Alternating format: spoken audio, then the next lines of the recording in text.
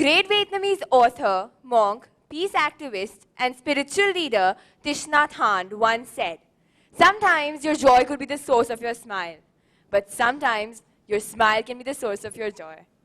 Helping someone in need is a noble cause, but in today's hectic schedule, how many of us have the time or patience to stop by a needy person? We have an excuse ready instead of being ready to help. However, what we miss by not assisting is the smile we would have received. That smile is nothing less than a trove of treasure which we can cherish all our life. But the bigger question is, why help? Well, as a literal meaning of compassion, put it in the perspective is the desire to help someone in suffering, or to put it more precisely as to suffer together.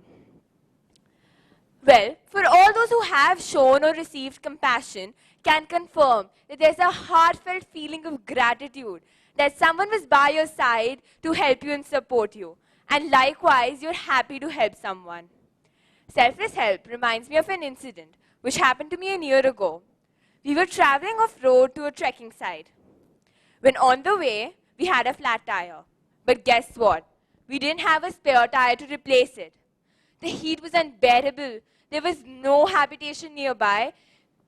We had a long session of self-cursing until we reached the eventual point where we had to choose a host volunteer in the start of a new trek. Well, just then, a villager on a cycle appeared. He saw our predicament and asked us not to worry and wait for his return. We passed an hour singing his praise. We were overjoyed. But then another hour passed. There was no sign of him, and we were about to lose our last straw of hope. But then, just then, the passerby reappeared, riding pillion with a mechanic on a motorbike with 2 bottles of water. What a relief! He was our savior. We can't forget the help we received that day.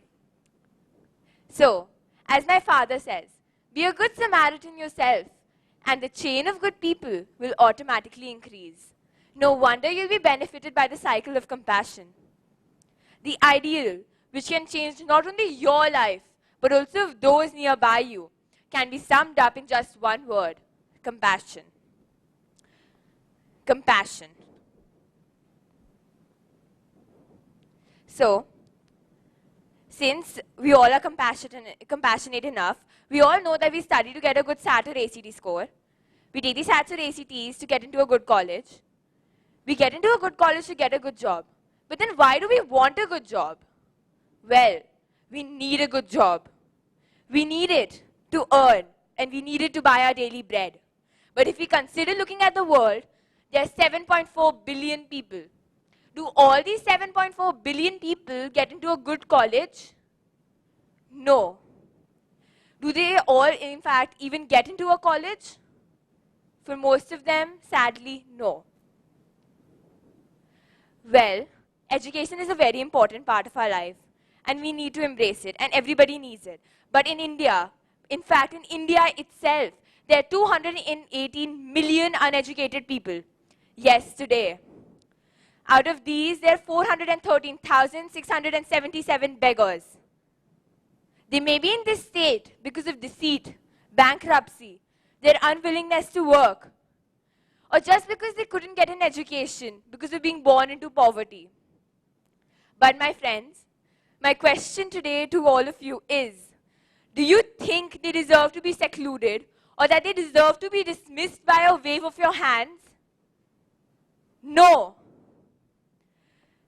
Where are our values, and where is the earth coming to? Can we give a glass of water to the thirsty? Can we give a morsel of food to the hungry? Can we give a blanket to the cold? Have we lost our ethics? Is this the new generation to come? Sadly, this is proved by a survey conducted by the University of Michigan. The survey stated that there's a steep decline year after year in empathy, which is the ability to relate to each other. Well, I want you all to reflect on it and think about it today when you go home. Is this the life you want? Is this the life the next generation would like? People fighting with each other, nobody showing any compassion.